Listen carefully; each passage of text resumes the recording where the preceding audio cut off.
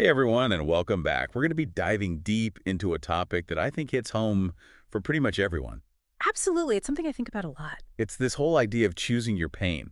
Sounds kind of intense, right? It is intense, but it's also really empowering when you think about it. Yeah, at first it's like, wait, what? Pain?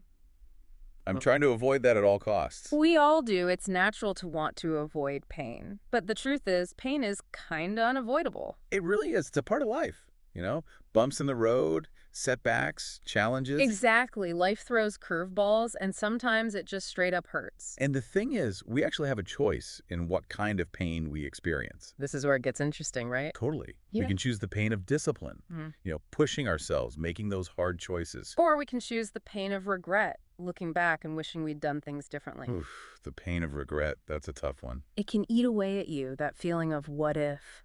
This reminds me of a time, and this is kind of embarrassing to admit. Don't worry, this is Life Unfiltered. We're all about keeping it real. All right, so I had this big presentation coming up at work, and I knew I should have been prepping for it, practicing, getting my ducks in a row. But there's always a but. Oh, there was a big but. A brand new season of my favorite show dropped on Netflix. Yeah, I've been there. The lure of a good binge session is strong. So what did I do? I caved. I planted myself on the couch and devoured that whole season in like 2 days. Completely blew off the presentation prep. I bet that didn't end well. Oh, it was a disaster. I went in totally unprepared, fumbling through my slides, and ended up looking like a complete amateur.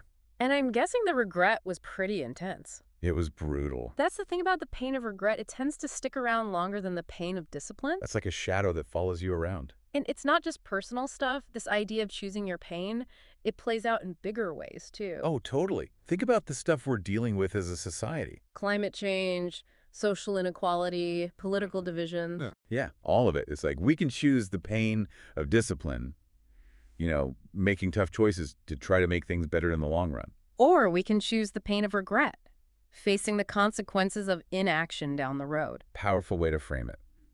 And this applies to everyone, no matter where they are in life. Absolutely. Like, think about young adults. They're just starting out, figuring out careers, finances, relationships. So much pressure. Yeah, it can feel overwhelming. They can choose the pain of discipline, setting boundaries, hustling to learn new skills, prioritizing their well-being. Or they can choose the pain of regret, feeling lost and behind later on. Then there are folks in midlife who have achieved some success but feel kind of stuck. Like they're on autopilot. It's easy to get comfortable, but that comfort can come with a side of regret. It's like trading in the thrill of growth for the safety of staying put. And that's when the what-ifs and should-haves start creeping in. What if I had taken that risk? Should have chased that dream. Those thoughts can keep you up at night. They can. It's a choice between staying stuck or embracing the pain of change. And change, even when it's positive, can be painful. For sure. But it's often temporary. It's like a growing pain, the discomfort of evolving into the best version of yourself. I like that, growing pains.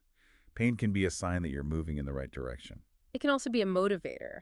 That regret can push you to make a change, to course correct. So we've got this idea that pain is inevitable, and we have a choice in what kind of pain we face. But how do we actually make those choices? Well, that's what we'll dive into next time. Let's get into the nitty-gritty of putting this into practice. All right, so how does this whole choose your pain thing actually play out in real life? Yeah, let's get into the specifics. It's like we hear no pain, no gain, but what does that even mean in day-to-day decisions? Well, take your health, for instance. Choosing the pain of discipline there, that might mean hitting the gym when you'd rather just chill. Yeah, or skipping that extra slice of pizza even though it's calling your name. Totally. It's making those choices that, benefit you in the long run, even if they're not the most fun in the moment. It's playing the long game with your well-being. Exactly.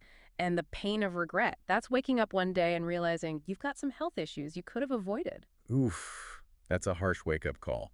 It's that feeling of, if only I had. Exactly. And we're not just talking physical health here. This applies to your mental and emotional health, too. Oh yeah, for sure.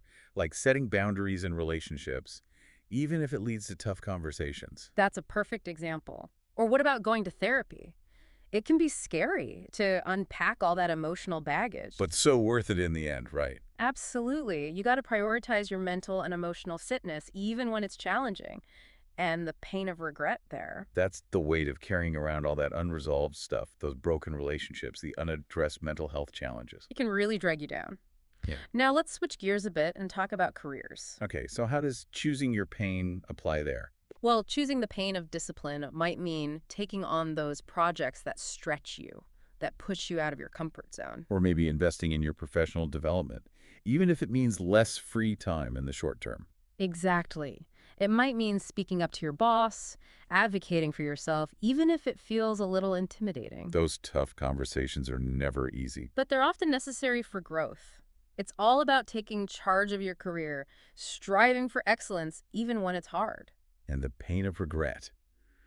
That's watching others get those promotions while you're stuck in a rut. Or feeling trapped in a dead-end job, wishing you'd made a different move. That's that feeling of, what if I had gone for it? It can be pretty haunting. All right, last but not least, let's touch on personal growth. This is a big one. So much to unpack there. It really is. Choosing the pain of discipline here, that could mean facing your fears head on. Stepping out of that comfort zone and finally pursuing those passions that light you up. Yes, learning a new skill, picking up that hobby you've always wanted to try, starting that project you've been dreaming about. It's about believing in your ability to learn and evolve, even when it feels a little scary. That's the growth mindset in action. And the pain of regret in this area, that's the feeling of looking back and realizing you didn't live up to your full potential. It's the "I wish I had" Hmm. that can echo in your mind for years. And here's the thing, all these areas we've been talking about, health, relationships, careers, personal growth, they're all connected. Totally. It's like a web, right? What you do in one area affects the others. Exactly. If you're neglecting your health, it's harder to show up fully in your relationships and at work. If you're not growing personally, you might feel stuck in other areas of your life. Like a chain reaction. It's about taking a holistic approach to your well-being. And choosing the pain of discipline in one area can often make it easier to choose it in others. It's like building momentum. Once you start seeing those positive results, it just keeps you going. It becomes a positive cycle, and that's what's so cool about choosing your pain. It's not about punishing yourself or seeking out suffering. It's about making conscious choices that align with your values, with the life you want to create. It's about choosing the path that leads to growth, to fulfillment, to a life that you can look back on and be proud of. So we've talked about how this plays out in different parts of life, Yeah. but how do we actually do it? How do we make those disciplined choices when faced with all those temptations and distractions? That's the million-dollar question, and it's what we're going to dig into next. All right, so we've covered the why of choosing your pain, why it matters, how it shows up in different parts of our lives.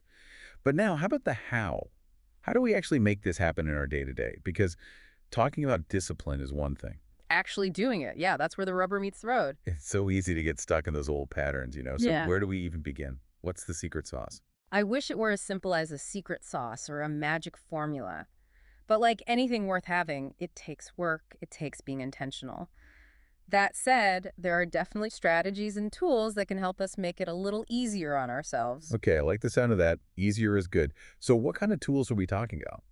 Well, for starters, awareness is huge. Awareness of what? Like, what should we be paying attention to? Awareness of our patterns, the things that trip us up, those sneaky ways we tend to sabotage ourselves. Like, let's say you want to work out more regularly. Oh boy, I relate to this already. Like you keep hitting that snooze button instead of getting your butt out of bed and into those workout clothes. Tell me about it. My snooze button is way too familiar. Right. So the first step is to notice what's going on in your mind.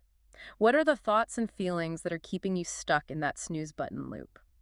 Are you telling yourself, I'm too tired, or I'll just do it tomorrow? Are you maybe even a little scared of the discomfort of working out? It's like we need to catch those thoughts red-handed. They're like little gremlins trying to steer us off course. Exactly. Shine a light on them. And once you see them, you can start to question them. Ask yourself, is this thought really true? Is this helping me move towards my goals, or is it holding me back? It's like we need to become the boss of our own minds.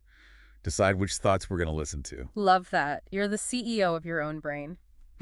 And another super helpful tool is reframing. What if we change the way we look at discipline? Instead of seeing it as some kind of punishment, what if we saw it as an act of self-care, self-love even? Okay, now that's a perspective shift I can get behind. Tell me more. When we choose discipline, when we prioritize our well-being even when it's hard, we're basically saying to ourselves, hey, I'm worth the effort. I deserve to be healthy. I deserve to be happy. I deserve to live a life that feels good. It's not, I have to do this. It's, I choose to do this for myself. Exactly. It completely changes the energy around it. And another key piece of this puzzle is putting systems in place that support our efforts. This is where things get really practical, right? Give us the actionable tips. You got it. Let's stick with the healthy eating example for a second. Instead of relying on willpower alone, which can be pretty shaky, what if we set ourselves up for success by changing our environment? What do you mean by that? Well, simple things can make a big difference, like stock your fridge with healthy foods, get rid of the junk food that tempts you, meal prep on the weekend so you have healthy lunches ready to go throughout the week. It's like removing the obstacles, making the healthy choice the easy choice. Totally. And you can use this strategy in any area of your life. Want to be more productive? Create a designated workspace, set boundaries around work hours, eliminate distractions, trying to strengthen relationships. Schedule quality time with loved ones. Really listen when they're talking. Express your appreciation regularly. It's about designing a life that supports your goals, that makes those positive choices almost automatic. Right on. And don't forget to celebrate those wins, even the small ones. Oh, yeah, I need to work on that. I'm always so focused on the next goal that I don't even stop to appreciate how far I've come. It's easy to do that, but those little wins matter. They keep us motivated. They show us that we're making progress. It's like giving ourselves a high five for all the effort we're putting in. And lastly, remember, you're human, not a robot. You're going to mess up sometimes. You're going to have those days when you don't make the choices you wanted to. I have those days all the time. It can be so frustrating. It can be, but here's the thing. Don't beat yourself up about it. Instead, use it as an opportunity to learn. Ask yourself, okay, what happened there? What can I do differently next time? It's about turning those setbacks into stepping stones. Exactly. And be kind to yourself in the process. You're allowed to make mistakes. The important thing is to get back on track and keep moving forward. This has been such a great conversation. So much good stuff to chew on. Any Mm. parting words of wisdom before we wrap up? Just remember, you have the power to choose. You get to decide what kind of life you want to create, and it all starts with the choices you make, even the small ones. It won't always be easy, but it will absolutely be worth it. So choose wisely, my friends. Choose the pain that leads to growth, that takes you closer to your dreams, that helps you become the best version of yourself. That's a wrap on another episode of The Deep Dive. We hope you enjoyed it and found it helpful. Until next time, keep choosing the pain that helps you grow, that brings you joy, that helps you create a life that feels amazing.